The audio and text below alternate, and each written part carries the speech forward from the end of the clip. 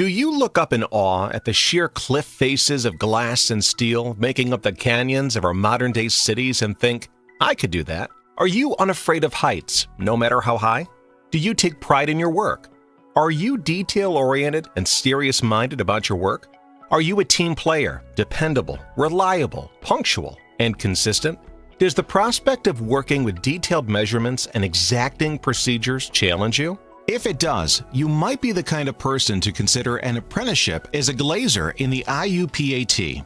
So exactly what does a glazier do? An architectural glass and metal technician is called a glazier. A glazier is responsible for selecting, cutting, installing, replacing, and removing all types of glass, engineered materials used in creating the envelope of a building. The creative use of large windows, glass doors, skylights, and sunroom additions make buildings bright, airy, and inviting. Additionally, you could be glazing interior work, creating storefronts, installing decorative handrails, and even installing high-end shower doors. But it doesn't stop there. As a glazier, you would be responsible for work on the glass exteriors of large commercial buildings, replacing storefront windows for establishments such as supermarkets, auto dealerships, or banks. You'll be cutting, grinding, polishing, and using sealants, of course. The handling of sheets of glass in the warehouse and during transportation and installation using slings and power lift devices like scissor lifts and forklifts. Promoting the application of green technology, solar technology, and sustainability through the design and installation of energy-efficient weatherization materials and solar technology in both residential and commercial applications. Working with pre-cut and mounted glass and frames at a factory or a contractor shop. Preparing work either inside or outside a building, and use scaffolding and elevated lifts for installations. Perform administrative tasks such as preparing estimates and invoices, tracking a job, and estimating manpower. As you can see from this long list, glaziers perform hundreds of tasks related to glass and many other materials. The kind of knowledge required to perform this job well is as varied as the tools and techniques you will learn to use. You'll need to know the federal, state, and provincial regulations that govern your trade, and undergoing training will keep you and others safe on the job. You'll need to learn project management if you hope to move up to foreman, superintendent, or project manager. You may be dealing with clients on the job, and it always helps to be good at it. Communication is key, and it will be both written and verbal. The more you know, the faster you can progress in your expertise. As we've just seen, glaziers work in a variety of settings and with countless tools, techniques, and materials. Because of this, sometimes there are dangerous facets of the job that glaziers must be aware of. Some of the concerns for glaziers include working at height, including work on ladders and scaffolds, meaning potential fall injuries. Handling large, awkward, heavy sheets of glass and engineered metal could lead to back and arm injuries. Working in awkward positions and standing for long periods of time. Again, back and arm injuries, slips, trips, and falls. Cuts and lacerations from sharp edges of glass. Eye injuries from dust and flying particles when cutting, grinding, and polishing of glass. Exposures to solvents and adhesives, sealants, and cleaning products.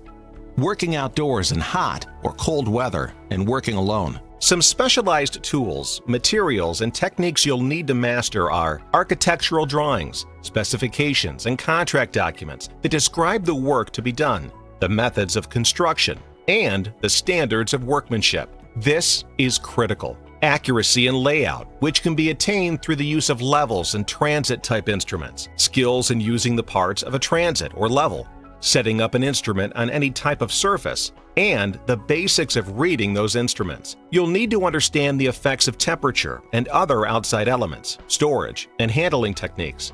The installation of special types of glass like hurricane-resistant, bullet, or blast-resistant glass, and other security applications.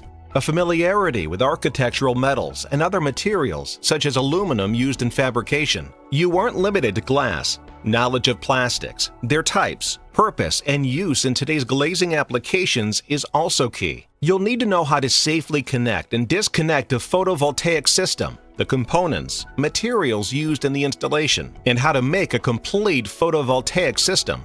Like many trades, you'll need to master the fundamentals of shielded metal arc welding, including safety considerations and precautions. You'll need to be aware of electrical hazards, as you will be working with power tools, higher voltages for lifts and equipment. Finally, all architectural glass and metal technicians need to use and handle swing stage equipment safely and use fall arresting equipment to prevent serious or fatal injuries. So, as you can see, there is a lot more to being an architectural glass and metal technician than just no fear of heights. The basic skills needed to be a good glazer are the same as those that make up a professional tradesperson. You'll need to be able to be effective at listening to others, not interrupting, and asking the right questions, thinking about the pros and cons of different ways to solve a problem. A basic knowledge of mathematical functions is crucial to the glazer, who will need to apply that knowledge and use mathematical skills and applications specific to the glazing trade. Of course, the bulk of your job is going to be the handling of tools and materials, and to be an excellent glazer, you will have to master them. Let's look at the physical abilities you'll need to make a good glazer. If you have issues with your hand strength or working with hand tools, this may not be the job for you. You must have balance, endurance, and be in good physical condition. You must have no chest complaints. This is physically demanding work. This cannot be stressed enough. If there ever was a trade that required the hands of a surgeon, it's a glazier. You will need to measure accurately and make precise visual judgments.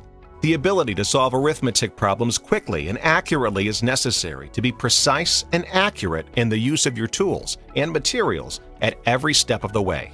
You'll learn a number of tools and use a number of techniques in this trade, many of which are quite physical and almost all require a great attention to detail. If you don't have these physical abilities, then you might want to consider a less demanding trade. You might ask yourself, what does personality have to do with being a glazer? Like all the trades, you are part of a team, so teamwork is essential. Interpret written and verbal instructions well, and recognize the importance of cooperation and interaction with related occupations on a job site. Dealing with different customers in a professional and courteous manner. You'll need to exhibit suitable appearance and personal hygiene. Using computers is a fact of life in any job these days. The trades are no exception. You must be willing to learn new technology and techniques. It takes more than just a keen eye and steady hand. It takes maturity and professionalism too.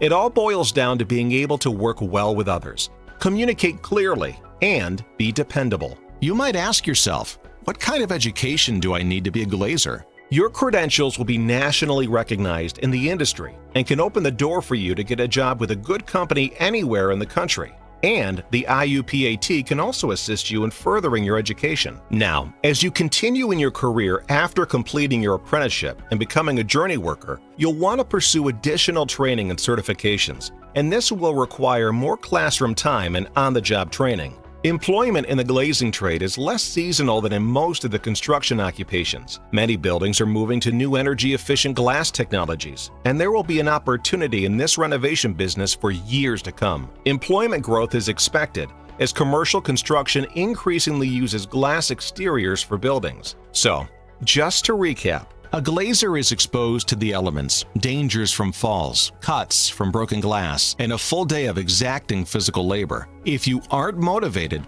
disciplined, and dedicated to improving skills and knowledge of the glazing trade, this trade is not for you.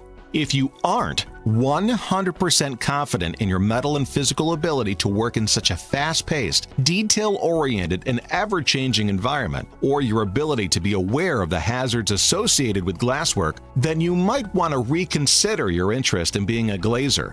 It's not for everyone. Are you right for this trade?